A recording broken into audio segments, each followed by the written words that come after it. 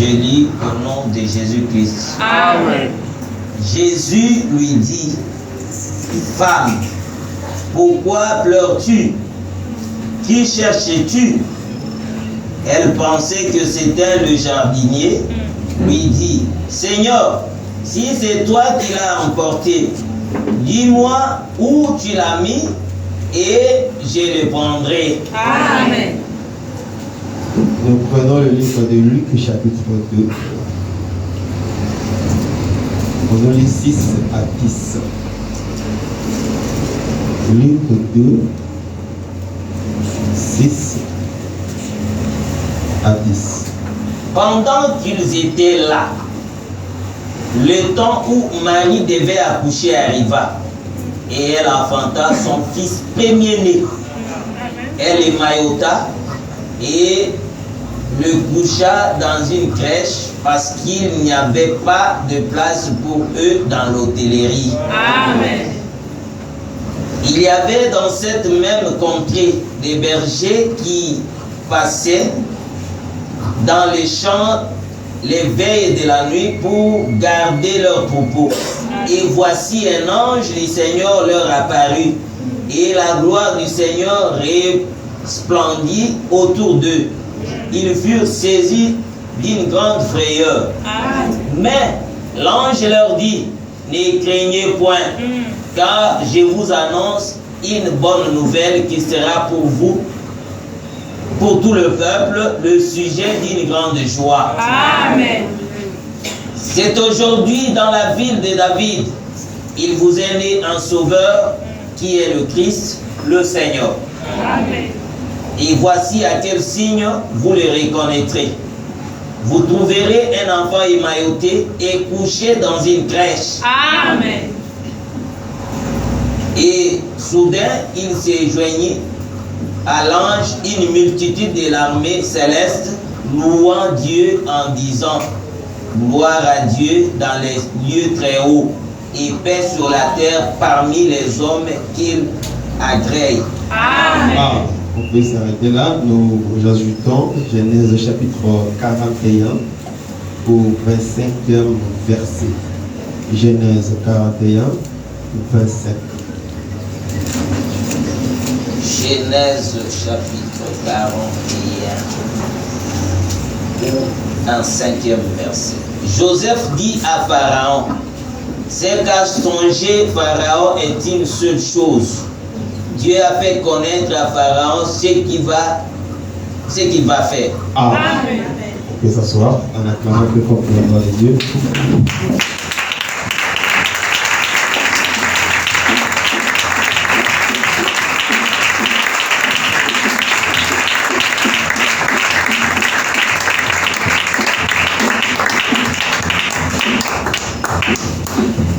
Que le Seigneur nous soit pleinement favorable. Nous sommes une fois de plus reconnaissants à Dieu qui nous fait encore vivre. Lui à qui appartient l'être ainsi que le mouvement, lui à qui appartient toutes choses. Les invisibles et l'invisible ont été créés par lui. Amen. Et c'est pour lui. Dans les cieux, sur la terre et sous la terre. Rien n'existe sans par lui. Parce que c'est lui la création et l'auteur de toute nature. Que Dieu vous bénisse. Amen. Et quand nous passons ainsi, où nous réalisons des choses de cette manière, nous ne pouvons avoir peur de rien. Amen. Parce que notre Dieu a tout créé. Amen. Et c'est lui qui t'a créé. Oui. Laisse-moi vous dire que même ceux-là qui vous combattent sont les créatures de notre Dieu. Oui. Et si notre Dieu est leur créateur, c'est-à-dire que Dieu domine sur eux. Amen. Bien aimé, tout ce que les gens utilisent même dans le monde des ténèbres, ce sont des créatures de notre Dieu. Amen. N'est-ce pas? Amen. Si on peut prendre de l'eau pour te faire du mal, l'eau a été créée par notre Dieu. Oui. Si on peut prendre des feuilles pour te faire du mal, les feuilles ont été créées par notre Dieu. Si on peut prendre une pierre pour te faire du mal, les pierres ont été créées par notre Dieu. Si on peut prendre la terre pour te faire du mal, la terre a été créée par notre Dieu. Pour dire que tout c'est notre Dieu. Donc il est capable de tout détruire aussi. Que Dieu vous bénisse. Que Dieu vous bénisse. Si tu pries réellement le Créateur, tu ne peux pas avoir peur de quoi que ce soit. Nous bénissons Dieu parce qu'il est pour nous. Et si Dieu est pour nous, nul ne sera contre nous. Amen. Dans les cieux, sur la terre et sous la terre, tout genou fléchit devant lui. Même si au niveau du travail, tu as des problèmes. Dans la famille, tu as des problèmes. Dans les quartiers, tu as des problèmes. Dans la santé, tu as des problèmes. Si Dieu est avec toi, le mal ne t'arrivera pas. Amen. Avoir Dieu, c'est avoir déjà la solution, c'est avoir la victoire. Que Dieu vous bénisse. Est-ce qu'il veut bien révéler le micro là, je sens que c'est épais. Alors vous allez doubler votre attention pour me suivre. Parce que je pense que je ne parlerai pas trop fort comme j'ai l'habitude de parler. Je peux peut-être parler comme de l'autre côté, comme des prêtres. Mais le problème, c'est que tu aies l'attention pour comprendre ce que ça veut dire. D'accord? Amen. D'accord? Amen. Voilà, double ton attention. C'est très important. Bien aimé, la semaine passée, le jeudi, nous y étions. Ici donc. Par la grâce de Dieu, nous avions été enseignés et exhortés par le Saint-Esprit, touchant toujours ces versets de Matthieu 28 sur la résurrection de Jésus-Christ, parce que nous parlons de la résurrection de Jésus-Christ dans toute la création, et dedans, nous tirons plusieurs phases ou séquences d'exhortation pour notre fortification, pour notre encouragement, pour notre édification. Alors, remarquez, quand Jésus va ressusciter, la Bible nous dit que les femmes, parlons d'abord de Magdala, étaient parties, dans d'autres versions, d'autres épîtres ont dit que les femmes. Quand Jésus ressuscite, arrivant au tombeau, ils vont trouver que la pierre avait été roulée et que Jésus n'était plus. Il y a l'ange qui pose la question aux femmes, que cherchez-vous? Pourquoi pleurez-vous? Mais la femme a répondu. Après, quand elle va regarder de l'autre côté, elle verra celui qu'elle cherchait. Mais la femme n'a pas compris que c'était Jésus-Christ. N'est-ce pas? Et Jésus va leur dire que d'abord l'ange va dire à la femme, ne craignez pas, pour vous ne craignez pas. Pendant que les gardes du sépulcre étaient tombés, évanouis, l'ange dit que ne craignez pas, je sais que vous cherchez Jésus qui a été crucifié. Voici, il n'est plus ici, il est ressuscité comme il l'avait dit, comme il l'avait annoncé. C'est que ce qui arrive, c'est ce qui a été annoncé. Est-ce que vous comprenez? C'est que la parole que Jésus avait prononcée, que je vais mourir et je vais ressusciter, c'est ça qui devrait s'accomplir. Et nous avions compris que quand Jésus parle, quel que soit le problème qui arrive, quel que soit tout qui peut environner la parole là pour ne pas s'accomplir, la parole de Dieu finit toujours par s'accomplir. C'est là où Psaume 138 nous a dit que Dieu, sa réputation, sa renommée s'est accrue par l'accomplissement de ses promesses. Et remarquez, comme il avait promis qu'il ressusciterait, quand il est ressuscité, sa renommée s'est accrue dans le monde entier. Bien, mais il n'y a pas un continent, il n'y a pas un pays où on ne parle pas du nom de Jésus-Christ. Même si c'est un pays islamique, les gens connaissent que Jésus existe. Et il est devenu même l'unité du temps. N'est-ce pas? Même pour parler de leur prophète Mahomet, on dit qu'il est né telle année après Jésus-Christ. Donc on ne peut pas aller en dehors de Jésus. Parce qu'il est le véritable soleil qui marque le temps. Est-ce que vous voyez ça? Quand Dieu a créé le soleil, le 4e jour, dans Genèse 1, 14 jusqu'à 16, la Bible dit que le soleil a été créé, placé au ciel pour marquer le temps, les années et les époques. C'est pourquoi Jésus étant venu dans le monde, par sa résurrection, le soleil s'était levé. Et nous avions compris que c'est lui le véritable soleil. C'est pourquoi Jésus est devenu l'unité du temps, parce qu'il est le véritable soleil.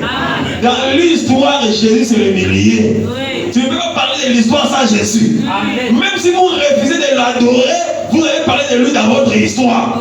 Dans l'histoire de votre religion, Jésus sera là. Même si tu es Bouddha, quand on va t'apprendre Bouddha, on te dira qu'il est venu telle année après Jésus-Christ. Tu Tu refuses Jésus, tu vas parler d'Abraham. On te dira qu'il est venu avant Jésus pendant telle année. Est-ce que je me fais comprendre? Il est l'unité de mesure. Que Jésus soit l'unité de mesure de ta vie au nom de Jésus. Qu'il soit le centre de ta vie au nom de Jésus. Et par Jésus que ton histoire va se constituer. C'est par Jésus que ton histoire va se relater un jour. Bien aimé, Jésus est le centre de l'histoire. Est-ce que vous comprenez? Et quand Jésus arrive, le temps avait même changé. N'est-ce pas? Là où on comptait les jours en ordre décroissant, ça devient en ordre croissant. Est-ce que vous voyez? Il est même l'horloge. Que Dieu vous bénisse. C'est pourquoi quand Jésus naît dans ta vie, il doit changer les temps. Il doit changer les circonstances. Il doit changer ton histoire. Et les choses anciennes doivent passer pour que quelque chose devienne nouvelle. C'est pourquoi je crois que Dieu va consoler quelqu'un au nom de Jésus. Dieu va cesser avec tes pleurs au nom de Jésus. Dieu va enlever la malédiction, il donnera la bénédiction au nom de Jésus. Parce qu'il est l'unité du temps, c'est lui l'unité de mesure. Oui, bien aimé, tout le monde entier le sait. Il y a des pays où il n'y a pas vraiment le christianisme avec impact. Mais même à l'école, les enfants savent qu'il y a un certain Jésus qui existe. N'est-ce pas? Mais aujourd'hui, si on pose la question à Wilka, Mahomet, il ne connaît pas. Kouda, il ne connaît pas. N'est-ce pas ça? Mais Jésus, même les enfants qui sont là-bas savent que Jésus existe. Oh. N'est-ce pas ça? Même les enfants qui sont là-bas savent qu'il y a un certain Jésus qui est apparu dans le monde. Même s'ils refusent qu'il n'était pas résisté. On a volé son corps, mais dis-moi son nom, dans leur bouche, ça existe. Dans leur histoire, ça existe. Dans leur cahier, dans leur livre, ça existe. Alors toi, qui bénéficie de Jésus, tu dois être content. N'est-ce pas? Remarquez, lui dit que toi ne crains pas comme les autres qui sont tombés. Il est ressuscité comme il l'avait annoncé. C'est ça qui nous donne la force, bien aimée. Quel que soit ce que tu traverses, si tu as une promesse de Dieu, quelle que soit la pierre qui pèse sur toi, ça tombera au nom de Jésus. Quels que soient les problèmes qui pèsent sur toi, ça tombera au nom de Jésus. Parce que la promesse de Dieu finit par se réaliser. Si la promesse de Jésus a vécu la mort, c'est que les problèmes sont rien. Tu as la victoire au nom de Jésus. J'ai dit que tu as la victoire au nom de Jésus. Si réellement tu as crié en Jésus qui est ressuscité, bien aimé, la victoire est certaine pour toi. Ne pleure pas parce qu'il est avec toi. Et il sera toujours avec toi. Il est formidable, ce Dieu. Remarquez qu'ils étaient dans une maison, dans Jean chapitre 20, la porte fermée. Bon, je passe d'abord par là, avant de toucher notre problème d'aujourd'hui. Ce qui me rassure encore plus de cet homme. Je ne sais pas, dans ce monde, qui je dois adorer encore. Je peux adorer qui? Remarquez. Nous prenons Jean chapitre 20, 19. Le soir de ce jour, c'est-à-dire le jour de la résurrection, d'accord? Qui était le premier de la semaine, les portes, écoutez, les portes du lieu où se trouvaient les disciples étant fermées, à cause de la crainte qu'ils avaient des Juifs, Jésus vint, se présenta au milieu d'eux et leur dit: la paix soit avec vous. Amen. C'est quelqu'un qui dit d'abord Amen à l'écriture. Amen. Les portes étant fermées. Les soucis des disciples, c'était quoi? Nous voulons voir Jésus. Nous avons besoin de Jésus. Ils pleuraient, ils étaient dans l'angoisse. Mais les portes étant fermées parce qu'ils avaient peur des Juifs. La Bible dit que malgré que les portes sont fermées, Jésus se présenta au milieu d'eux et leur dit: la paix soit avec vous. Amen. Oh là là, est-ce que quelqu'un peut comprendre ce que je veux dire maintenant? Les portes étant fermées, je vais dire ceci: un Jésus qui est ressuscité n'a pas besoin d'avoir la clé pour ouvrir la porte. Oh là là. Il n'a pas besoin d'un portier pour lui ouvrir la porte. Même si on enlevait la porte, on remplace avec des briques, on bloque. Jésus ressuscité rentrera là où il doit rentrer. Il arrivera là où il doit arriver. Qu'est-ce que je veux dire? Si Jésus est ressuscité, lui étant la solution que les disciples attendaient, la solution là, te cherchera là où tu es. Le problème, c'est que tu dois attendre Jésus là où il t'a dit de lui attendre. Dis à mes frères d'aller m'attendre à la montagne. C'est là où je me rencontrerai avec eux. Tu attends Jésus où? Parce que Jésus ici, c'est la solution qu'ils avaient besoin. Est-ce que quelqu'un me comprend? Jésus, c'est la solution. Mais la solution a un endroit fixé où on doit l'attendre. Écoutez, Jésus, c'est la bénédiction. Mais la bénédiction a un endroit que tu dois l'attendre. Allez-y m'attendre à la montagne. Et quand ils étaient là-bas, Jésus se présenta. Parce que Jésus doit venir là où il t'a dit de lui attendre. Toi, tu attends Jésus où? Dans la paresse? Dans la négligence? Tu attends Jésus où et comment? Il se présenta. C'est ça la solution qu'ils attendaient. C'est ça la bénédiction qu'ils attendaient. Même si la porte était fermée, Jésus n'a plus besoin d'ouvrir avec la clé. Lui-même, il est la clé. Oh là là. Jésus est la clé lui-même. Je veux dire ceci. La bénédiction que tu as besoin, cette bénédiction a elle-même la clé et elle va rentrer chez toi. Toi, attends seulement, elle arrivera. Je parle à quelqu'un? Je parle à quelqu'un? Même si on fermait des portes pour toi, bien aimé, la bénédiction va te chercher. Même s'il y a des blocages, elle va te chercher. Oh, c'est ça l'écriture, non? La Bible dit que j'ordonnerai à la maison de te suivre. Et quand Dieu ordonne, la maison n'a pas de blocage, il n'y a pas de freinage. Elle va rentrer là où tu es et elle te dira que la paix soit avec toi. Et la paix veut dire quoi? Que le trouble quitte ton corps, que le trouble quitte ton cœur. La paix veut dire quoi? C'est la solution que tu as besoin. Bien aimé, Dieu va percer là où les hommes ne peuvent pas percer. Remarquez dans cette maison, la Bible dit qu'ils avaient peur des Juifs, des ennemis. Et ils ne pouvaient pas accéder. Mais leur besoin, leur bénédiction a accédé là où ils étaient.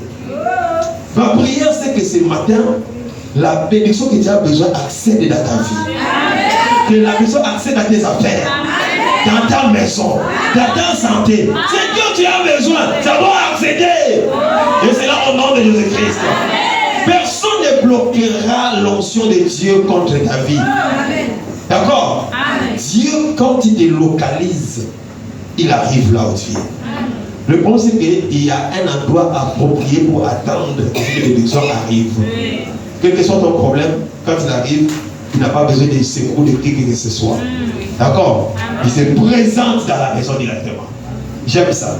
C'est pourquoi Jésus qui est ressuscité, si il est en toi, toi aussi, tu vas pénétrer des endroits que l'homme ne peut pas pénétrer. Toi, tu pénétreras. Toi, tu arriveras là où les autres ne peuvent pas arriver. Parce qu'en toi, tu as les ressuscités qui n'ont pas besoin de clés. Parce que avoir Jésus, c'est avoir la clé de la vie. N'est-ce pas? C'est pourquoi quand il dit à Pierre, je te donne la clé. Vous pensez que c'est la clé physique? Comme les autres fabriquent même des clés. Non? Parce que lui-même était une clé qui ouvre la porte sans que la clé matérielle, physique, puisse l'ouvrir. Est-ce que tu comprends? Amen. Que Jésus soit ta clé au nom de Jésus. Amen. Que Jésus soit ta clé au nom de Jésus. Amen. Là où tu te sens bloqué, que Jésus soit ta clé au nom de Jésus. Amen. Et qu'il ouvre les grandes portes pour toi au nom de Jésus. Amen. Mais laisse-moi te dire, selon Apocalypse, quand Dieu ouvre, personne ne peut fermer. Parce que c'est lui qui était la clé de David. Il ouvre, personne ne peut fermer. Et quand il ferme, personne ne peut ouvrir.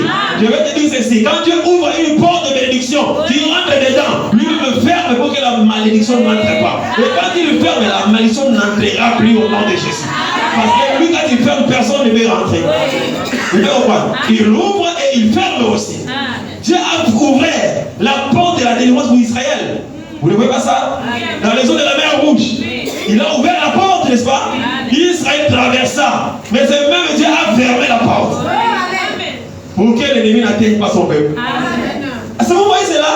Quand Dieu t'ouvre une porte, il va prendre le soin de fermer.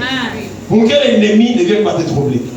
C'est pourquoi que toutes les portes ouvertes des démons, des sorciers se ferment maintenant au nom de Jésus.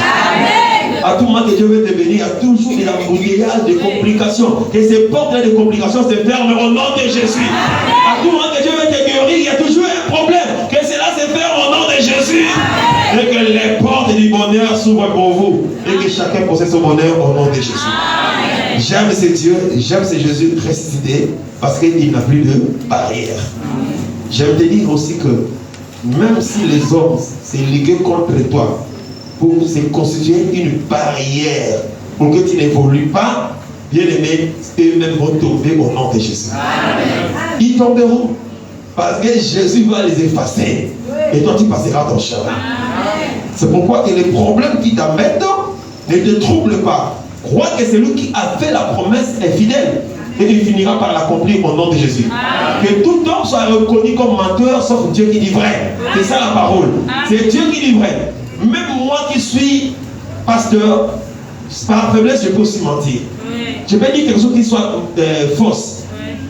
Le frère avait me donné une information. Ce n'est pas une bonne information. Comme je ne suis pas Dieu, je peux aussi croire à ça.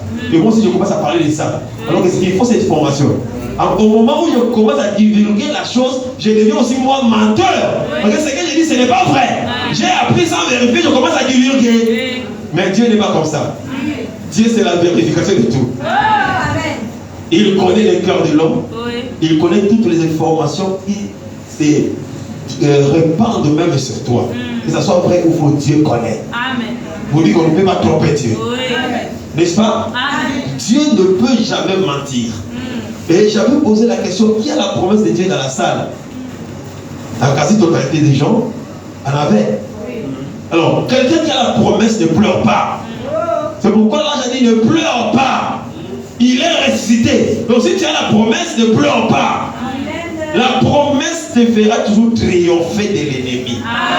Il n'y a pas une puissance qui peut vaincre la promesse de Dieu. Il n'y en aura jamais. J'avais dit même la mer rouge n'avait pas droit de résister à la promesse de Dieu. Dieu a dit que je sortirai mon peuple de l'Égypte. Cette parole était plus puissante que les eaux de la mer rouge. Cette parole, cette promesse était plus puissante que Pharaon et son armée. J'ai touché aussi Abraham. Près de 100 ans, mais il croyait toujours qu'il aurait un enfant, un héritier. Parce qu'il croyait que c'est lui qui avait fait la promesse et était fidèle pour l'accomplir. Que la promesse de Dieu rajeunit même. Oh là là, pourquoi les gens ne croient pas comme ça? La promesse de Dieu ressuscite même les cellules mortes dans le corps. Les organes qui sont morts. La promesse de ressusciter cela. Parce que c'est Dieu des miracles. Les promesses produisent des miracles. Même si tu es né dans une famille où tout le monde est sorcier, c'est que Dieu t'a promis, ça va se réaliser. N'aie pas peur des sorciers. N'aie pas peur de la conjoncture. La promesse de Dieu en toi, c'est une puissance. C'est un pouvoir. Et ça finira toujours par t'élever au-dessus. Ton problème, c'est d'attendre Dieu là où il te dit de l'attendre.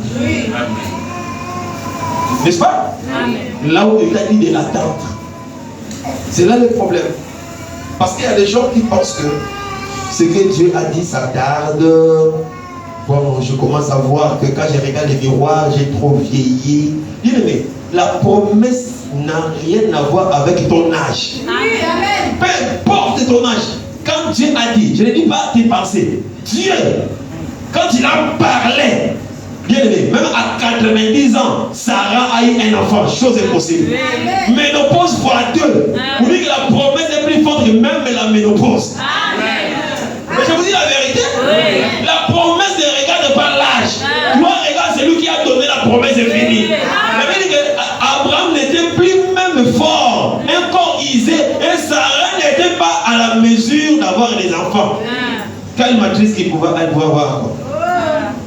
Tu parles à quelqu'un. Ne compare pas les promesses de Dieu avec ton âge. D'accord? Il y a les gens que Dieu a appelés tant de vieux.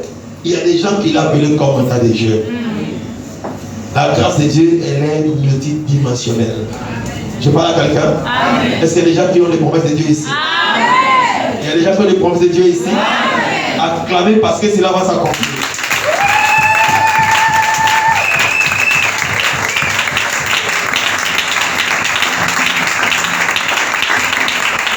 Il faut croire aveuglement.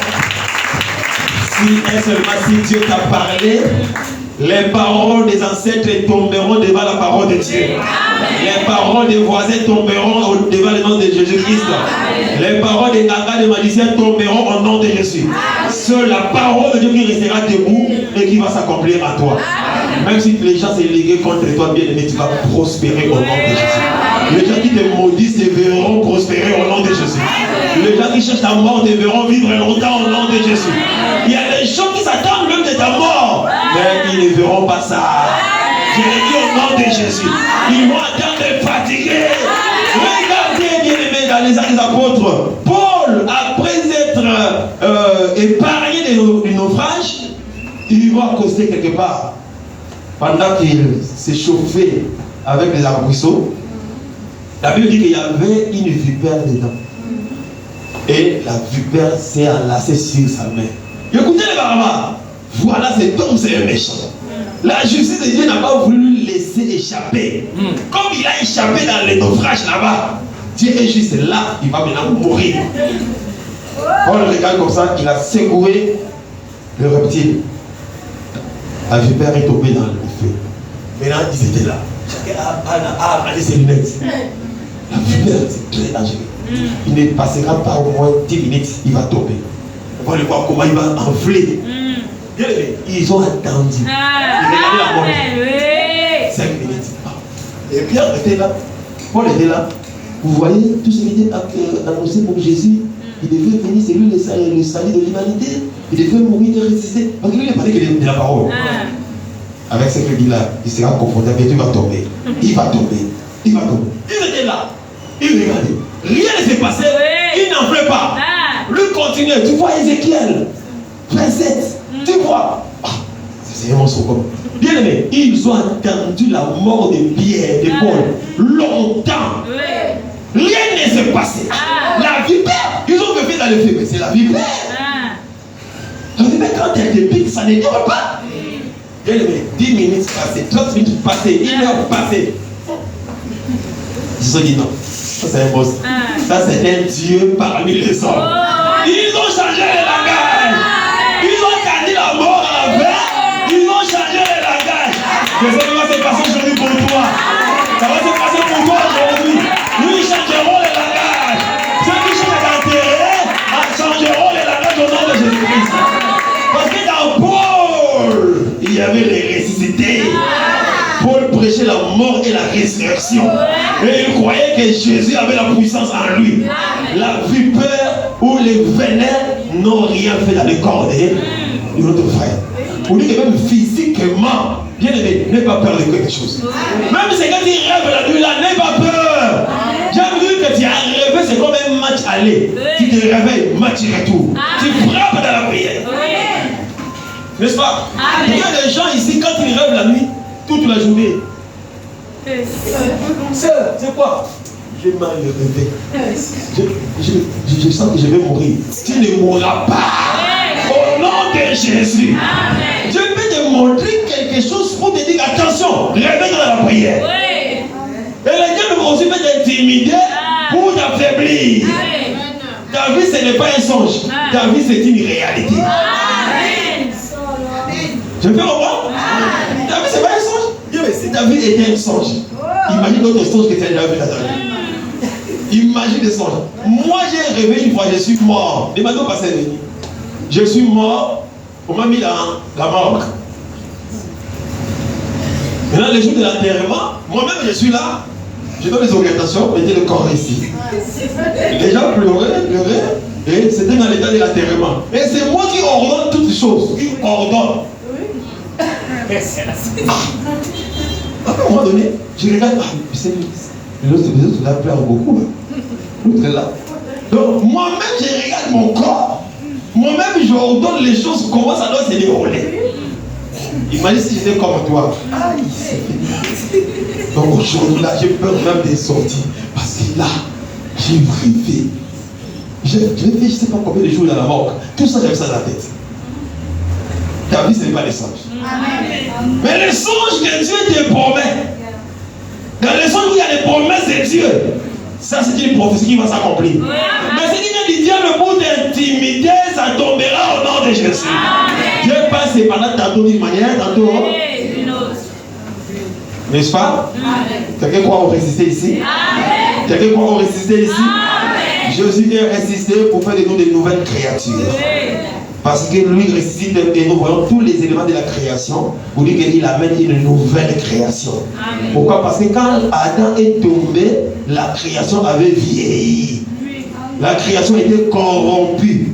C'est pourquoi Jésus est venu comme Adam, il doit mourir et ressusciter comme le second Adam. En réalité, quand on dit second Adam, c'est celui-là qui est ressuscité. Je vais faire quoi? Il vient comme second et dernier Adam dans la résurrection pour nous communiquer la nouvelle vie.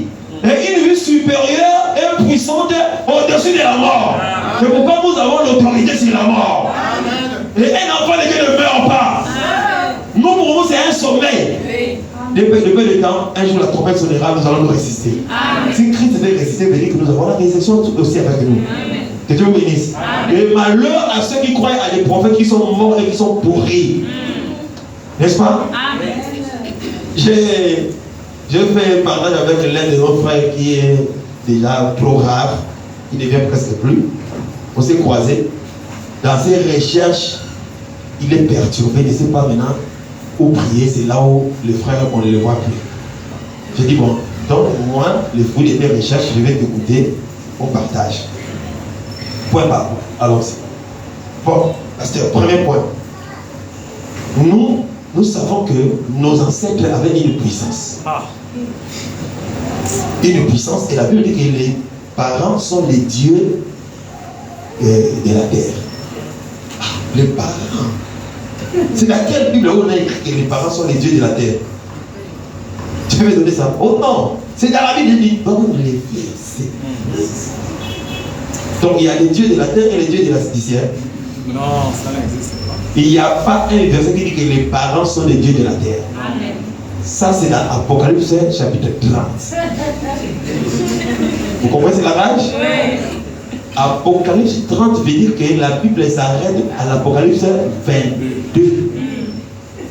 Donc à partir de 23, 24, 25, c'est là où tu trouves les parents sont les parents des dieux sur la terre.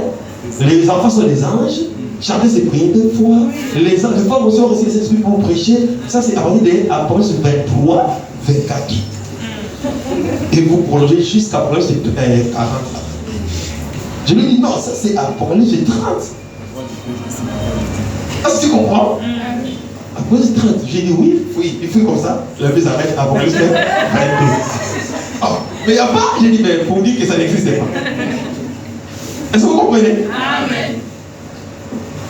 Bien aimé, quand on dit Dieu véritable, c'est celui qu'on adore, c'est celui qui a créé les cieux et la terre. Amen. Toute créature qu'on adore comme Dieu, c'est de l'idolâtrie. C'est un mauvais culte, un faux culte. Amen. On ne peut prier que le créateur des cieux et la terre. Amen. On ne peut prier que celui qui a vaincu la mort, amen, celui qui pardonne les péchés. Amen. Mon père va accepter de mourir pour moi. D'accord? Il y a des parents qui sont comme ça. Oui. Pour mon fils, j'accepte la prison. Pour mon fils, tuez-moi à la place de mon fils. Ok. Oui. On peut le tuer. Mais laisse-moi te dire que son sang ne va pas te sauver. Ah, son sang ne va pas te pardonner le péché. Tu ne resteras pécheur à vie. Le seul sang innocent qui peut pardonner le péché, c'est le sang de Jésus-Christ. Amen. Il y a un seul Dieu, le véritable, qui a créé les cieux et la terre, c'est lui-là, Jésus-Christ. Nos parents sont des créatures de notre Dieu. Amen. Ce sont des personnes comme toi, comme moi. Amen. Je vais faire comprendre. Amen. Et quand nous sommes allés dans l'Ecclésiaste chapitre 9, 5 à 6, c'est là où il a compris. Ah, je peux vous lire ça encore? Oui. Je peux lire ça? Amen. Ecclésiaste chapitre 9. Le passé de Dieu nous lit ça. Ecclésiaste 9, ça c'est le verset qui l'a écrasé totalement. Il a dit, bon papa, je vais revenir à l'église. Je vais revenir. J'ai toujours compris que l'évangile éternel, c'est ça la vérité. Parce que quand je fais des débats, des recherches, je sens que ces gens-là n'ont pas des arguments solides. Et mon esprit est toujours dans mon église. Je vais revenir. Que Dieu aide nos frères qui négligent la vérité. Écoutez, Ecclésiaste 9. Hein? 9, 5 à 6. J'ai lu au nom de Jésus-Christ. Amen. Les vivants, en effet, savent qu'ils mourront. Mais les morts ne savent rien. On dit quoi? Les morts ne savent rien. Donc moi, si je meurs aujourd'hui, excusez, si je meurs aujourd'hui, je ne connais plus mon père. Je ne connais plus Rachel. Même toi, je ne te connais plus. Je te connais parce que je suis vivant, je te vois. Ils ne savent rien. Continue. Et il y a pour eux plus de salaire. Plus de salaire. Puisque leur mémoire est oubliée. Leur mémoire. Ta mère qui est morte là ne te connaît plus. Sa mémoire est effacée. On reconnaît déjà quand on est vivant. Quand on meurt, c'est fini. Même si la personne t'aimait, quand il meurt là, il ne t'aime plus. Continuez. Et leur amour, et leur haine, et leur envie ont déjà péri. Amour, haine. Oh non, il m'aimait beaucoup, mon grand frère là. C'est lui notre sécurité de la famille. Dès qu'il meurt, il ne t'aime plus. S'il t'haïssait, il ne t'haïra plus. Les envies qu'il pouvait avoir, il n'a plus ça. Parce que la personne est partie. Ce qu'on enterre là, c'est le corps, c'est la poussière qui retourne dans la poussière. La personne n'est plus là. Continue. Et ils n'auront plus jamais aucune part à tout ce qui s'est fait sous le soleil. Est-ce que tu peux dire amen à l'écriture? Tu peux dire amen à l'écriture? Ils n'auront plus jamais de part dans tout ce qui s'est fait sous le soleil. Même la prière, c'est fini. Amen. On ne prie pas pour les morts. On prie pour les vivants. Dieu ne pardonne pas les morts, il pardonne les vivants. Ils reconnaissent leur tort et demandent pardon à Dieu. Quand tu meurs, c'est fini. C'est là où une fois je disais ici, bien aimé, tu meurs, tu attends qu'on va amener ton corps ici. Et le prêtre béni qui toque, on va faire la prière. Je ne sais pas s'il a la touche, là je ne sais pas. Il viendra là. Seigneur, nous te supplions pour ton enfant, ton serviteur, que tu le reçoives avec joie, que la terre lui soit légère. Ça va baiser sur toi. Que je vous bénisse. Tu vois quelqu'un qui était bandit, un vrai soulard. Quelqu'un qui n'avait de cœur à personne. Quand il meurt, vous le sanctifiez. Vous dites à la terre, sois légère. Vous blaguez avec la terre là. Vous blaguez. Oh père, quel père son âme que vous dites? Je ne sais pas quel père. C'est pourquoi moi, hein, je me réserve de beaucoup de choses. Je me réserve. Que je parle dans les taureaux de ma petite soeur. Oh, que la paix soit avec ton âme. Je parle avec qui? Je me réserve de beaucoup de choses. Moi, je parle avec les vivants. Je prie pour les vivants. J'aide les vivants. C'est pourquoi j'aime dire ceci. Un frère, une soeur a un problème. Mobilisons-nous pour sauver sa vie. D'ailleurs, moi j'ai un communiqué que je vais donner à cette église pour les jours de ma mort. Oui. J'ai un communiqué, je vais donner ça. Et c'est lui qui verra le contraire. Non. C'est son problème. Ça va payer. Hein? J'ai communiqué pour les jours de ma mort. Je vais vous donner ça. Et vous devez retenir. Le jour que je meurs là, tu vas faire ce que je vais dire. Ça va périr. Que Dieu vous bénisse. Que Dieu vous bénisse. Amen. J'ai toujours réfuté et refusé tout amour de l'hypocrisie. Quelqu'un vivant, vous ne faites aucun cas de lui. Quand il meurt là, le menteur. Ça là, ici, on y arrivera. Ça c'est l'hypocrisie. Amen. C'est comme ça montre que je peux le communiquer là maintenant. Vous ne savez pas encore le moment. Amen. Que Dieu vous bénisse. Que Dieu vous bénisse. L'hypocrisie, ce n'est pas la parole de Dieu. Nous devons nous aimer pendant que nous sommes vivants. C'est les vivants qui ont des mémoires. C'est les gens qui ont besoin de ton amour, de ton soutien.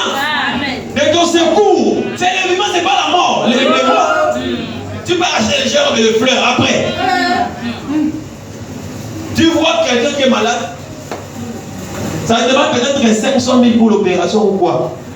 Chacun a ses calculs. Tout le monde est devenu calculatrice. À l'école, tu n'étais pas fort en mathématiques. Pourquoi? Je te dis la vérité, est-ce que tu étais fort en mathématiques? Donc, toi, ta force en mathématiques, c'est pour l'argent. Là, tu es très fort. Il prêche toujours mal. J'assume. Que Dieu vous bénisse. Amen. À l'école, tu étais faible en mathématiques. Il faut accepter ça. D'où vient que quand il vient à l'église, il est très fort en mathématiques. Quand il faut aider quelqu'un. C'est comme si tu étais professeur de mathématiques. J'aime mal parler. Que Dieu vous bénisse. Amen. 500 000 peut aider un frère ou une soeur et sortir de la mort. Rien, on ne donne pas.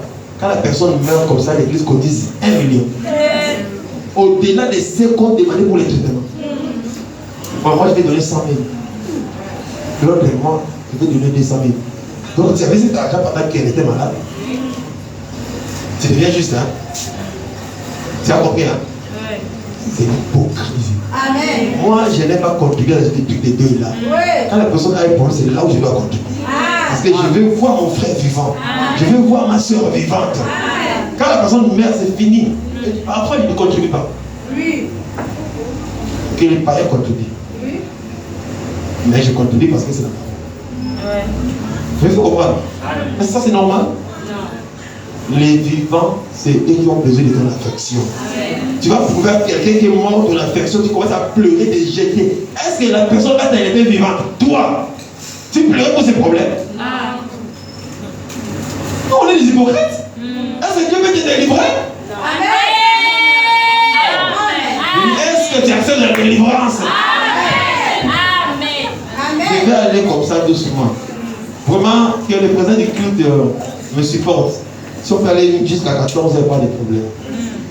On doit écouter la parole. Peut-être que c'est mon dernier dimanche, je ne sais pas. Mais le communiqué là, si Dieu me met à faire de parler, je vais lâcher ça. Mais si Dieu me dit attends, j'attends. Que Dieu vous bénisse. Que Dieu vous bénisse. L'amour du prochain est très important. Je suis entré là-bas pour dire que les morts ne savent rien.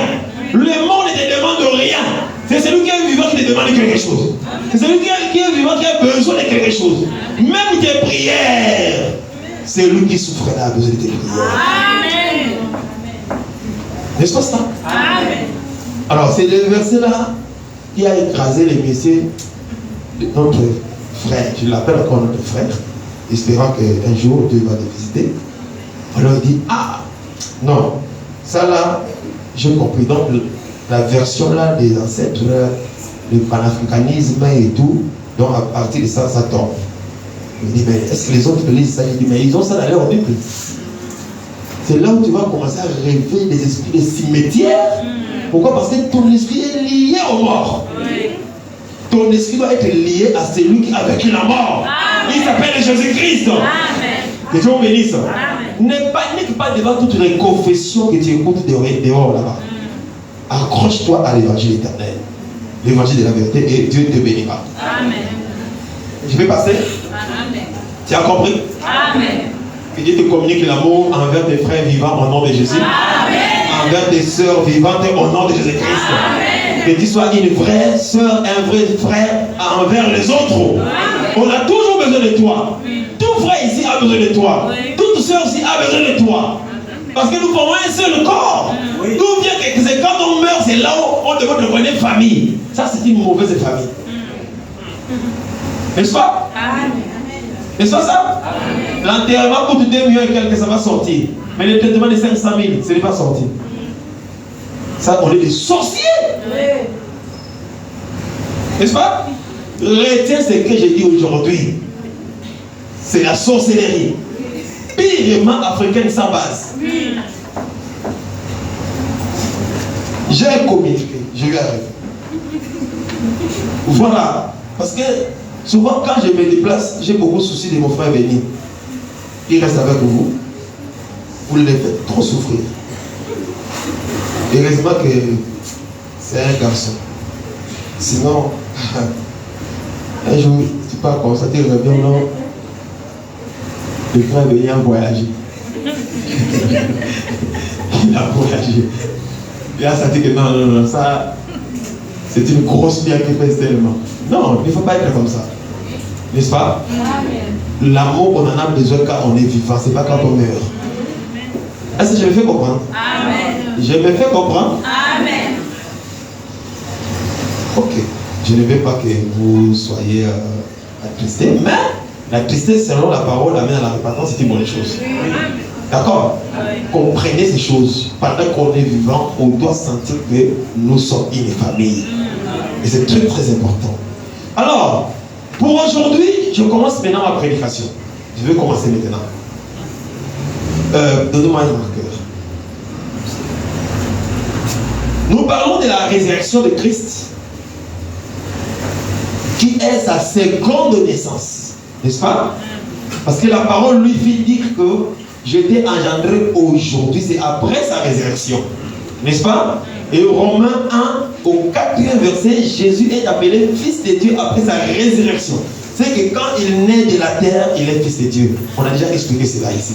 Maintenant, aujourd'hui, qu'est-ce que nous voulons faire? Nous voulons élargir votre connaissance. Vous ouvrez un peu la mémoire et les yeux spirituels. Nous allons faire un pont entre la naissance par Marie et la naissance par la terre.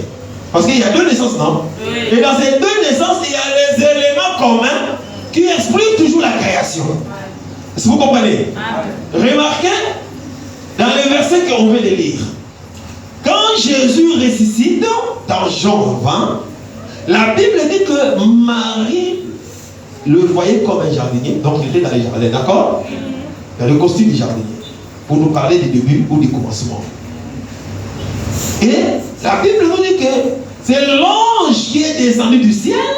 Un ange du ciel est descendu pour rouler la pierre. Est-ce que vous voyez? Donc il y a le jardinier, il y a l'ange qui est descendu. Et la Bible nous dit que le soleil s'est levé le jour que Jésus ressuscité. Alors, retournons maintenant dans sa naissance. Parce que la résurrection englobe tous les éléments de la création, mais parmi lesquels il y en a aussi dans sa naissance de Marie. Remarquez maintenant, vous allez comprendre. Quand Jésus va naître, selon l'écriture de Luc 2, la Bible dit qu'il y avait des bergers dans cette contrée-là. Quand Jésus naît, on voit les bergers, on voit les troupeaux, on voit les animaux. N'est-ce pas? Jésus naît, on voit les bergers, on voit les troupeaux. Ça ne finit pas là. Un ange doit descendre du ciel. Vous avez suivi la lecture, non? Oui. Un ange va descendre pour leur dire, comme l'ange a dit à Marthe, ne craignez pas. Je suis venu vous annoncer une bonne nouvelle. Est-ce que vous voyez?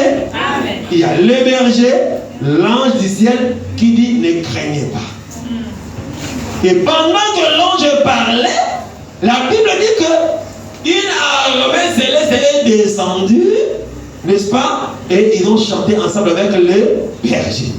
Donc cette naissance a fait que le ciel s'accorde avec la terre. Parce que Jésus c'est le véritable de Joseph. Hein? Oui. Parce que Joseph, dans Joseph nous voyons les étoiles du ciel, nous voyons aussi les gerbes de la terre. Nous voyons le ciel et la terre ensemble. Comme Jésus disait dans Jean 3. Si vous ne comprenez pas quand je vous ai parlé des choses terrestres, est-ce que vous allez comprendre quand je vous parle des choses célestes? Donc Joseph étant Jésus, en lui on voit le ciel et la terre ensemble. Est-ce que quelqu'un comprend? Amen. Remarquez maintenant. Nous voyons les jours de la naissance. Nous voyons les bergers, n'est-ce pas? Les bergers, nous voyons les anges. Ou l'armée du ciel. Disons ciel.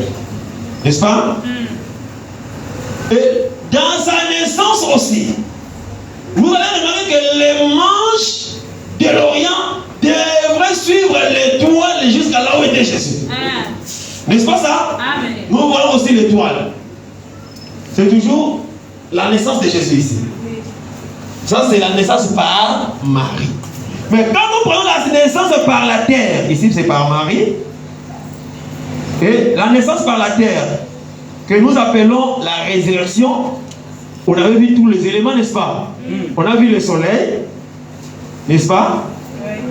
On a vu le soleil, on a vu les jardiniers, on a vu encore quoi?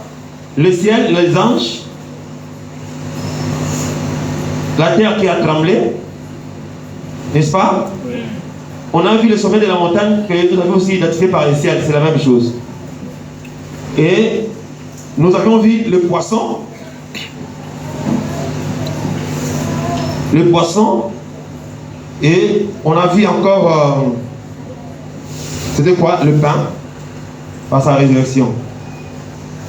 Voilà. Ça, c'est la sortie de la terre a produit toutes ces choses. Et nous avions vu aussi les deux disciples qui ont fait la course, après ils sont allés chez eux. D'accord? Quand ils sont allés chez eux, c'est le repos pour parler aussi du 7e jour qu'on n'a pas encore vraiment touché. Voilà. Nous voulons maintenant faire un pont sur ces deux naissances, les éléments qui sont ensemble, les éléments communs. D'accord? À la naissance de Jésus, nous voyons les bergers. Mais par contre, à la résurrection, ce n'est pas les bergers, on voit le jardinier. Est-ce que vous comprenez? Amen. Le berger, et ici c'est le jardinier. Nous voulons vous faire comprendre que c'est la même chose. Le jardinier, c'est le berger. Comment je vais expliquer ça? Remarquez que ce soit la naissance, que ce soit la résurrection, Jésus est la création entière en lui. Toute la création se retrouve en Jésus. Et nous avions donné l'écriture au début que toutes choses ont été créées par lui et pour lui. Amen. Donc quand nous voyons Jésus, on doit voir toute la création. Vous voyez? De sa naissance de Marie et par sa résurrection. Remarquez, quand on dit berger, le berger c'est celui qui paie les animaux. C'est le gardien des animaux. Mais quand on dit jardinier, c'est le gardien des arbres. Et ce qui est végétal. Est-ce que vous me comprenez? Suivez très bien, parce que c'est l'enseignement. Donc, il y a le gardien des animaux et le gardien des arbres. Maintenant, le pont que nous allons faire, c'est quoi? Remarquez. Quand Joseph arrive en Égypte, dans sa prison, il doit sortir, il doit se raser la barbe, il va changer les habits pour aller chez le roi. Pourquoi? Pour aller interpréter les songes. C'était quoi les songes du roi? Le songe du roi, c'était que il a vu 7 vaches maigres qui sortaient des eaux, qui étaient laides, n'est-ce pas? Et il a vu aussi 7 vaches grasses. Mais la Bible dit que dans le songe là, les vaches qui étaient maigres, laides, ont avalé ou aglouti les vaches qui étaient grasses. Ça a troublé le roi. Ça ne finit pas là. Il verra 7 épis maigres, n'est-ce pas, qui n'avaient pas vraiment de bonne santé, qui vont avaler les 7 épis de bonne santé, de bon état. Ça a troublé le roi. Vous connaissez l'histoire? Je suis dans Genèse 41. Je vous fais le pont. Remarquez maintenant, quand Joseph arrive, il dit ce n'est pas moi, c'est Dieu qui va donner l'explication. Effectivement. Alors il va dire ceci. C'est que le roi a vu, c'est la même chose. Donc l'arbre ou l'herbe égale l'animal. Si Dieu a parlé de cela 2 fois, c'est pour certifier que la chose est vraie. Est-ce que vous comprenez? Donc Joseph nous dit que l'arbre égale animal. Si l'arbre égale animal, nous dit que le berger qui garde les animaux égale les jardiniers. Mais c'est les jardiniers qui faisaient les épis, non? Et c'est le berger qui garde les animaux. Mais si je dis que c'est la même chose, donc les bergers gardent. Oh, n'est-ce pas ça? Donc à la naissance de Marie, on voit les bergers. Mais à la naissance de la terre, on voit les jardiniers. C'est la même chose. Dans le langage spirituel. Est-ce que je parle à quelqu'un? Un autre exemple, tu vas comprendre. lui-même Jésus, quand il arrive, Jésus c'est un humain, non? Remarquez dans Genèse, plutôt dans Matthieu chapitre 26, 26 à 27. On peut nous lire ça.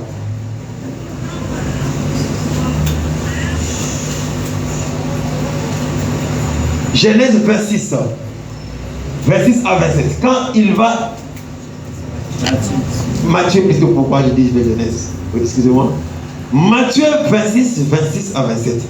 Quand il va introduire la Sainte Seine, il dit quoi? Pendant qu'il mangeait, Jésus prit le pain.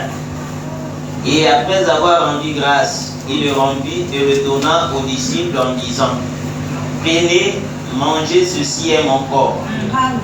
Il prit ensuite une coupe. Écoutez. Et après avoir rendu grâce, il la leur donna en disant: Buvez-en tous, car ceci est mon sang, le sang de l'alliance qui est répandu pour plusieurs, pour la rémission des péchés. Ah, on peut s'arrêter là. Il prend la coupe. Qu'est-ce qui était dans la coupe là? Hein? C'était le vin. N'est-ce pas? Mais Jésus dit que ce vin, c'est mon sang. Donc il interprète que le vin égale le sang. D'accord? Pour avoir le vin, on doit consulter quelle créature? Quelle nature? Hein? Vous connaissez la réponse, non? C'est la vie, non? La vie, c'est un animal ou bien c'est un arbre? C'est un arbre, non? Donc ici, c'est arbre. D'accord? Maintenant, le sang, pour avoir le sang, selon les sacerdoces, le sang, on considère quelle créature? Hein? Disons animal. N'est-ce pas? Est-ce que vous voyez? Donc le sang sort de l'animal. Le vin sort de l'arbre. Mais Jésus qui est humain, disons l'animal, il dit que ceci est mon sang. Donc il prend le vin, il dit que c'est le sang. Donc il voulait dire que l'arbre égale animal. Est-ce que vous voyez? L'arbre égale l'animal. C'est pourquoi dans Deutéronome 32, on vous dira que Israël a bu le sang du raisin. Il a bu le sang du raisin. Donc l'arbre qui produit le sang, on appelle ça raisin. C'est ce que nous avions enseigné sur le milieu du jardin d'Èden ici. Est-ce que vous comprenez? Donc nous voyons le sang dans l'arbre. Oh, l'arbre ne produit pas le sang, mais l'arbre produit la sève. Donc ici, Jésus témoigne que l'arbre égale l'animal. Pour dire que celui qui garde l'arbre, dans l'autre langage, c'est la même personne qui garde l'animal. N'est-ce pas? Si tu n'as pas bien compris, je t'amène maintenant loin. Dieu crée Adam. N'est-ce pas? Il lui a dit quoi? Tu dois garder et cultiver le jardin. Oui, Genèse. Il y a deux choses. Garder et cultiver. Est-ce que vous comprenez? Garder. Parce que dans le garder, là, il y a beaucoup de choses à l'intérieur. Maintenant, Adam va s'expliquer. D'accord? Garder et cultiver veut dire quoi? Lui-même va s'expliquer. Il va mettre au monde des enfants. Il va s'expliquer maintenant. Mais quand on dit garder, cultiver, les gens ne comprennent pas. Il fallait que lui-même s'explique. Il va mettre au monde deux enfants. L'un était le gardien de vous. L'autre était... Mais c'est ça l'explication d'Adam. C'est que Dieu a dit à Adam. Ça s'explique dans ses enfants. Donc vous dites qu'Adam était le berger. Il était aussi le jardinier. Donc à la naissance de Jésus par Marie, on voit le berger, mais par Adam on voit le jardinier. C'est toujours la même personne. C'est la même chose. Est-ce que tu peux acclamer pour la gloire de Dieu? Que Dieu vous bénisse. Que Dieu vous bénisse. Donc, Caïn qui est le cultivateur, il a expliqué juste l'œuvre de cultiver Et Abel, qui est le gardien des bergers, veut dire simplement que Adam devait garder. Donc ils ont hérité ça de leur père. Est-ce que vous voyez? Donc on voit déjà que les bergers et les jardiniers, dans le langage spirituel, c'est la même chose. Donc pour dire que celui qui est né de Marie, en fait c'est la même personne qui est née de la terre. Mais il y a des différences. Il y a une différence, c'est là où on va arriver. Remarquez, il y avait les bergers. Vous avez compris, non? C'est les jardiniers. Le jour de la naissance de Jésus, on a vu l'étoile qui devrait conduire les mages vers le Fils. Mais, parce que c'était la nuit, n'est-ce pas? Oh, Jésus est né le matin. C'est là où la naissance de Jésus marque 16:3. On dit que le soleil venait de se lever. C'est que l'étoile qui était la nuit, c'est lui le Père le matin. Parce que l'étoile c'est le Fils. Mais Jésus est lui-même le Père, il est aussi le Fils.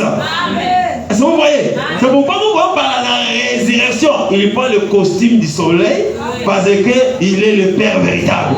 Quand il est chez Marie, on voit que c'est le Fils, l'étoile. Est-ce que vous voyez?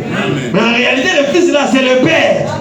Il va récupérer le costume du Père par sa résurrection. C'est pourquoi par la résurrection, il est monté au-dessus de toutes choses. Parce que le Père, c'est au-dessus de toutes choses. Après la résurrection, il doit monter pour dominer sur toutes choses parce que c'est lui le Père. C'est pourquoi vous voyez, à la résurrection, c'est le soleil.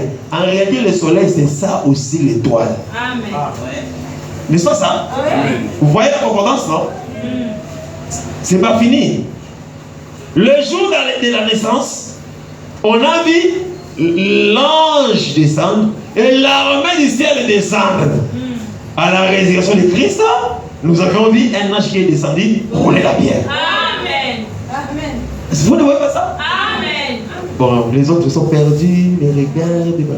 Ça, c'est quelle philosophie? Ça, c'est quelle technique? Donc, je vous fais juste le pont entre les deux naissances de Jésus-Christ. Mais la naissance qui nous a sauvés, c'est la naissance par la terre. Là où il a vécu la mort. Et il nous a accordé l'incorruptibilité aujourd'hui. Que le Seigneur Dieu vous bénisse. Que Dieu vous bénisse. Alors, je vais conclure pour aujourd'hui par la grâce de Dieu. Je vais dire ceci, bien aimé. Depuis que le monde est monde, il n'y a jamais eu un homme, une personne qui a connu une naissance comme Jésus-Christ. Amen. Je commence par Adam. Adam est né comment? Dieu l'a fabriqué avec la poussière de la terre. Personne dans le monde n'a connu cette naissance comme Adam. À part Adam, c'est Ève. Donc on l'a tiré de l'homme. On n'a pas vu là où l'homme et la femme se sont mis ensemble pour donner naissance à Ève. Donc, une naissance particulière. On a vu ça dans Adam. D'accord? Une naissance particulière, on a vu ça dans Ève. Et en dehors de Adam et Ève, tout le reste, c'est le produit du péché. C'est-à-dire quoi? Le produit de l'homme et la femme. Je me fais comprendre. L'histoire du monde, c'est comme ça. L'homme et la femme doivent s'accoupler pour donner naissance à quelqu'un. Que tu sois roi, seigneur, président, tu es né par cette relation-là. Alors Adam et Ève qui ont connu une naissance particulière. Est-ce que je me fais comprendre? Qui que tu sois, chef coutumier, l'homme et la femme t'ont mis au monde. Oh, je suis milliardaire, l'homme et la femme. Tu n'es pas tombé du ciel pour dire que tu vas mourir. Je vais comprendre. Et le monde a marché comme ça.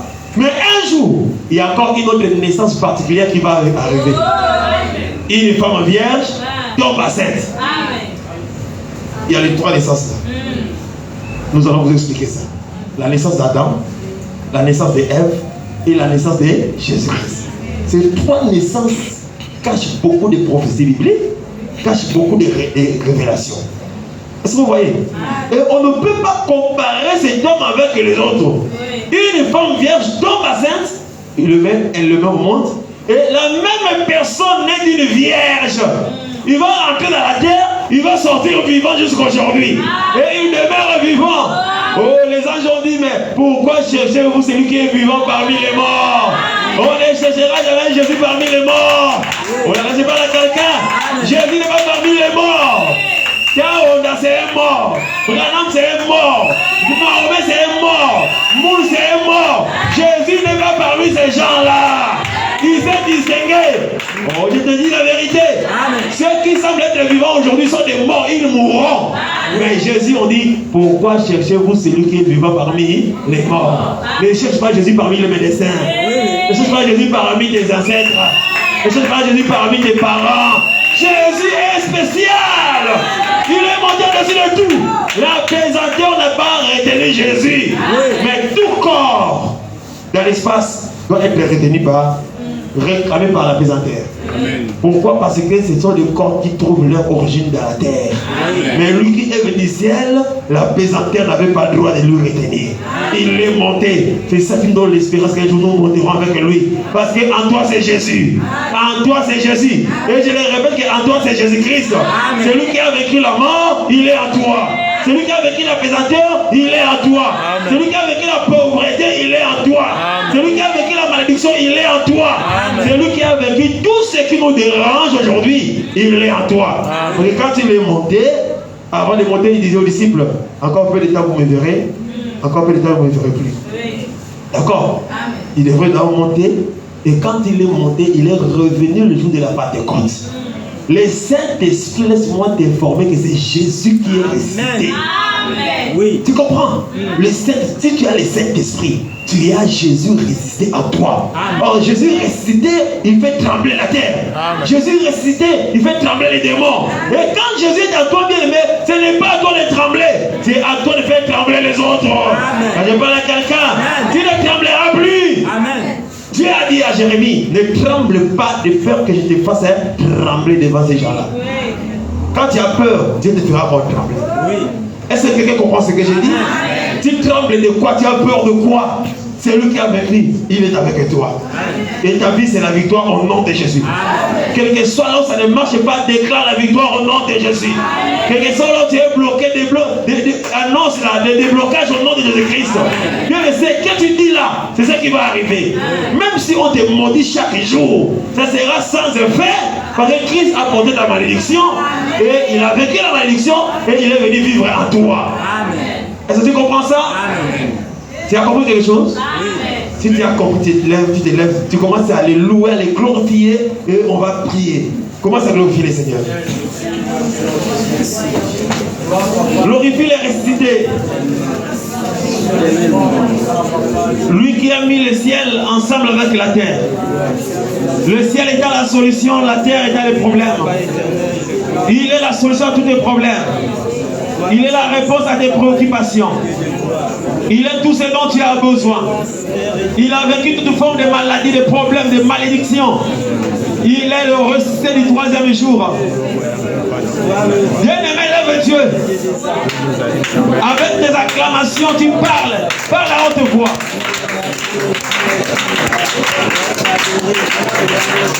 Parle à la manière de sentir que Jésus est ressuscité. Il est ressuscité. Il a vaincu la mort. Il a vaincu la malédiction.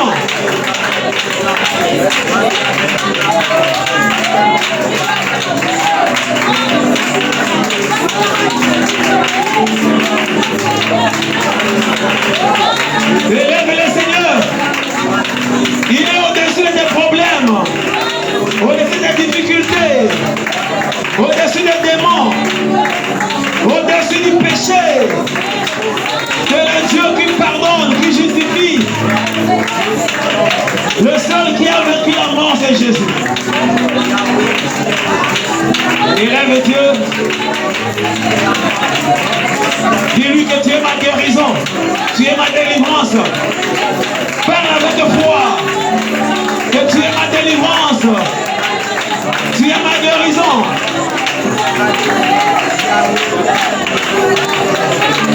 Oh Shama, Shama, Shama, le Dieu de ma justice, le Dieu de la justice, je viens t'élever. Toi qui m'as accordé l'espérance vivante, c'est ta résurrection. Tu m'as accordé une foi vivante. Pourquoi ne pas te louer? Pourquoi ne pas te glorifier? Toi qui par ta résurrection, tu as relié les ciels avec la terre. Par ta naissance, tu as fait descendre le ciel sur la terre. Oh, quelle naissance qui relie le ciel de la terre. Quelle naissance qui attire l'image. Quelle résurrection qui fait trembler la terre. Je viens te louer. Toi, le Dieu capable de pénétrer là où c'est bloqué, là où c'est fermé. Je te bénis. Je te loue. Tu es merveilleux, le roi du roi. Tu es merveilleux, le Seigneur des Seigneurs. Alléluia. Merci pour la bénédiction. Merci pour la consolation. Merci pour tout ce que tu as prévu pour ce peuple ce matin. Merci pour toutes les bénédictions. Merci pour toutes les guérisons. Merci pour la délivrance. Oh, Sabaoth. El Jireh, El Shama. Alléluia. Bien-aimé, dis à Dieu maintenant, remplis-moi de la foi de cette résurrection. Que je croie réellement que cette puissance existe, que ce pouvoir existe, que cette autorité existe. Dis à Dieu, accorde-moi une foi vivante, une foi aveugle, que je commence à croire au miracle au nom de Jésus. Dispose mon cœur pour les choses que tu veux faire maintenant dans ma vie. Dispose mon âme, comme les disciples devraient attendre la bénédiction dans un lieu précis. Dis à Dieu, dispose mon cœur, dispose mon âme, car je crois que tu veux maintenant me visiter. Parle à Dieu, prions de Jésus-Christ. Dispose-moi, Papa éternel, dispose mon cœur, mon âme, mes pensées. Bien-aimé, prie. Que Dieu prédispose son cœur maintenant. Prédispose encore ce sang de la tête. Que tu prédisposes encore mon cœur, mon esprit éternel. Lui qui rentre là où c'est fermé. Visite-moi éternel. Que tu sois disposé. Pour que ta bénédiction arrive là où tu es. Pour que Dieu te localise. Pour que Dieu te visite. Que le Seigneur te dispose. Pour te décharger. Pour rouler la pierre qui pèse sur toi. Dans toi, Seigneur, Père, dans mon être, Seigneur. Père, que soit, Seigneur, Père, que soit barricadé. Seigneur, que tu envoies, Papa éternel, dans chaque centimètre, Seigneur, de mon être. Dans chaque centimètre, Seigneur, Père éternel, Dieu de mon être. Oui, Père éternel. Que Dieu te donne un cœur qui croit. Un cœur qui accepte. Un cœur disponible pour être visité de Dieu. C'est Dieu qui guérit les malades. C'est Dieu qui délivre les possédés. C'est Dieu qui déchaîne les âmes, qui coupe les liens, qui te dispose. Jésus. Que tout ce qui travaille. Que tout ce qui travaille. Viens convaincre le cœur. Viens disposer l'âme de mon frère et ma soeur. Viens disposer au nom de Jésus.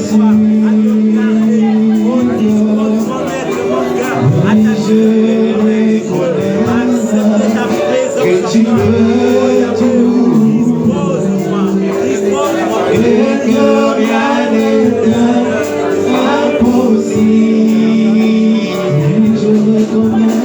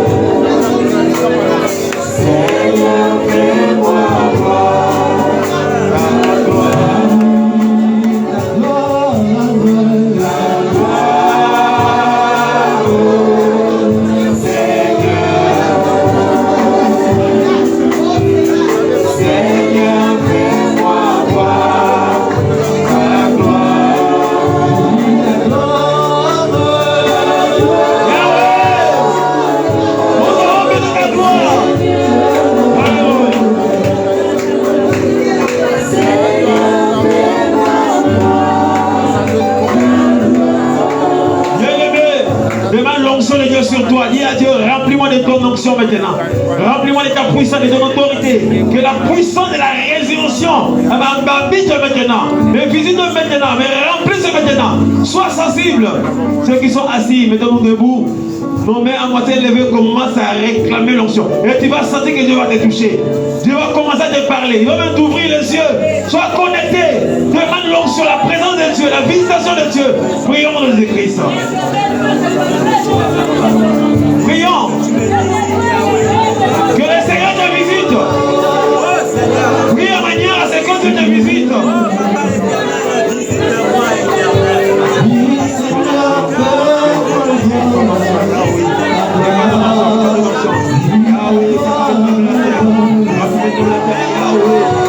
Que le ciel s'ouvre, que le ciel s'ouvre, que le ciel s'ouvre.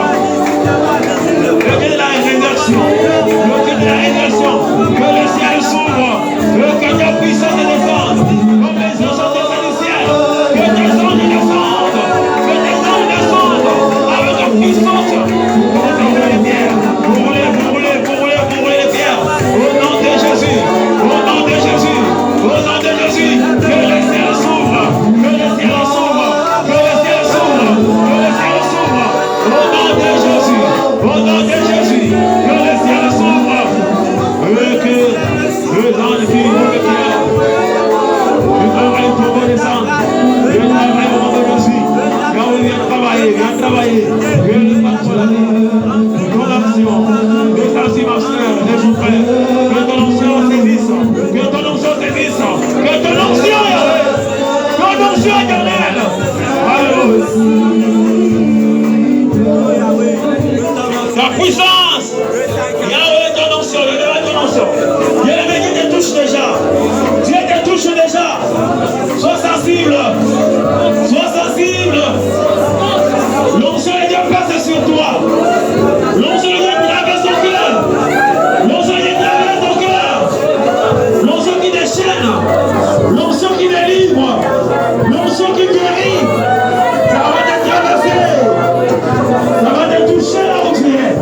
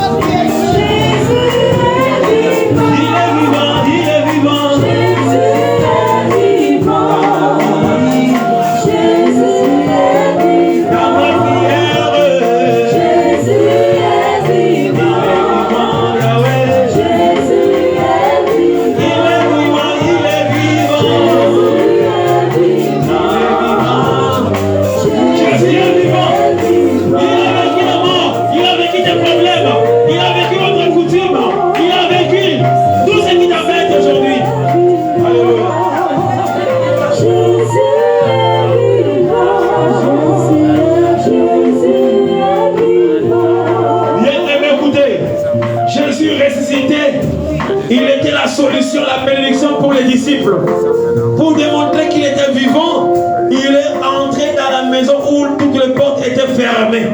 Et quand il rentre, il dit que la paix soit avec vous. Jésus, c'est la bénédiction, c'est la paix, c'est la joie, c'est la prospérité, c'est la guérison. Tout ce que les apôtres avaient besoin, c'était la présence de Jésus. Maintenant, tu vas l'invoquer.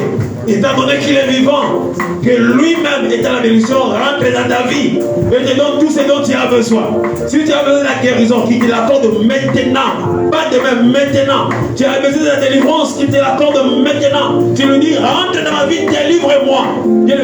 Prie à haute voix. Prie à haute voix. Ne te retire pas. Et quand tu te retires, l'esprit ne veut pas agir. Tu dois t'éclater dans la prière, qu'il rentre dans ta vie, qu'il te délivre totalement. Prions à haute voix au nom de Jésus-Christ.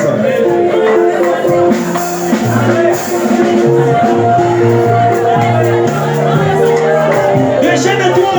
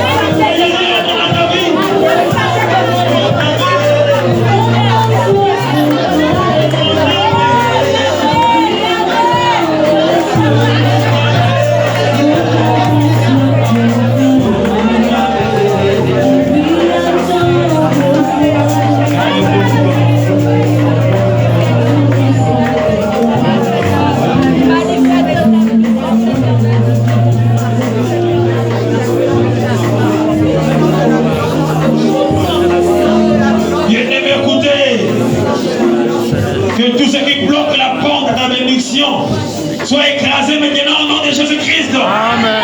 Tout ce qui bloque la porte à ta guérison, soient écrasés maintenant au nom de Jésus. Amen. Dans ton intérieur, dans ta conscience, dans ton environnement, tout ce qui est obstacle à la bénédiction de Dieu, soit écrasé au nom de Jésus-Christ. Au nom de Jésus-Christ. Toute pierre qui pèse sur toi, qui t'empêche de sortir de la coutume, qui t'empêche de sortir de l'esclavagisme, qui t'empêche de sortir de la maladie, que cela soit roulé au nom de Jésus-Christ. Que la terre tremble maintenant au nom de Jésus. Que la terre tremble au nom de Jésus. Que la terre tremble au nom de Jésus. Que la terre tremble au nom de Christ. Que ta vie sorte au nom de Jésus. Là où on a mis ta vie, dans des bouteilles, que les bouteilles s'éclatent maintenant au nom de Jésus. Au nom de Jésus. Que ton âme sorte au nom de Jésus. Dans les marmites de famille, et les marmites de sorciers, que ces marmites s'éclatent au nom de Jésus. Que ça prenne feu au nom de Jésus. Que ça prenne feu au nom de Jésus. Dans les paquets, dans les arbres, dans les villages, je dis que cela s'éclate au nom de Jésus. Au nom de Jésus. Peu importe là où on a représenté ta vie, dans le monde des ténèbres, qu'il y ait tremblement de terre. Peu importe là où on a amarré ta vie, qu'il y ait trouble maintenant, qu'il y ait trouble maintenant. Là où on surveille ta vie, qu'il y ait trouble maintenant. Au nom de Jésus, qu'il y ait trouble au nom de Jésus. Au nom de Jésus-Christ, que les gens qui te surveillent tombent tous au nom de Jésus. C'est là qui te surveille. Pour que tu ne sortes pas de la pauvreté. Pour que tu ne sortes pas du célibat. Pour que tu ne sortes pas de la sécurité. C'est là qui te surveille. Pour que tu ne sortes pas du chômage. Qu'il tombe au nom de Jésus. Ils ont promis la venue au nom de Jésus. Et ton âme s'échappe au nom de Jésus. Comme l'hirondelle qui s'échappe. Comme l'oiseau qui s'envole. Que tu t'envoles maintenant au nom de Jésus. Au nom de Jésus. Au nom de Jésus. Que tes ennemis soient eux-mêmes pris dans leur propre piège au nom de Jésus. Qu'ils soient pris eux-mêmes dans leur propre piège au nom de Jésus. Que ton âme s'échappe des pièges au nom de Jésus. Que ton âme sorte des tombeaux au nom de Jésus. Au nom de Jésus. Même dans les eaux. Même dans les eaux. Que ton âme sorte. Que tu sois libéré des sirènes des eaux. Au nom de Jésus. J'écrase les reines des sirènes. Au nom de Jésus. Au nom de Jésus. Et j'ai ravi ta vie au nom de Jésus. J'arrache son âme de leur main. Au nom de Jésus. Au nom de Jésus. Jésus, glorifie ton nom. Glorifie ton Seigneur. Glorifie ton Seigneur. Sois le Dieu des œuvres maintenant. Le Dieu des œuvres. Si réellement tu étais mort et ressuscité, comme tu nous l'enseignes, nous voulons vivre la puissance de la résurrection dans la santé de mes bien-aimés frères et sœurs, dans leur vie, dans leur âme, au nom de Jésus-Christ. Rafa, entre en scène. Mon âme a soif de toi. Nous comptons les chanter ces cantiques. Sois sensible, bien-aimé. À bientôt, on va finir de prier. Ne rate rien. Réalise.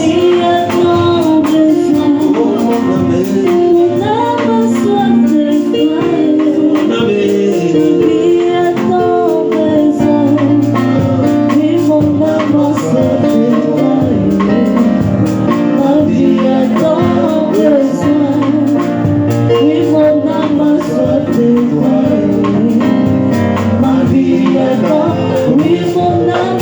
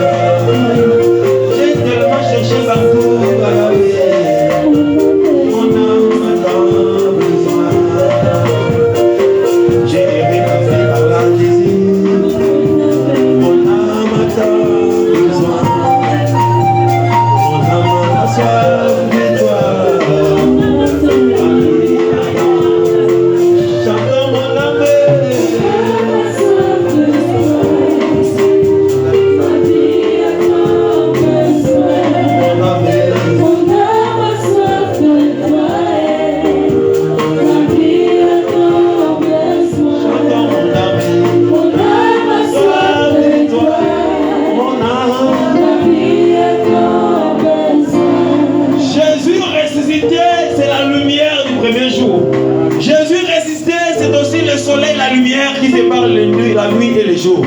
Tu vas dire à Dieu de se lever maintenant. Comme véritablement un jour. Comme le soleil. Tu dois maintenant changer les époques dans ta vie. Tu dois changer les saisons dans ta vie. Dis à Dieu, je crois que tu es ressuscité. Viens changer les époques dans ma vie. Tu connais quoi dire à Dieu exactement. C'est toi qui as des problèmes. Dieu doit changer les époques. Il doit changer les temps.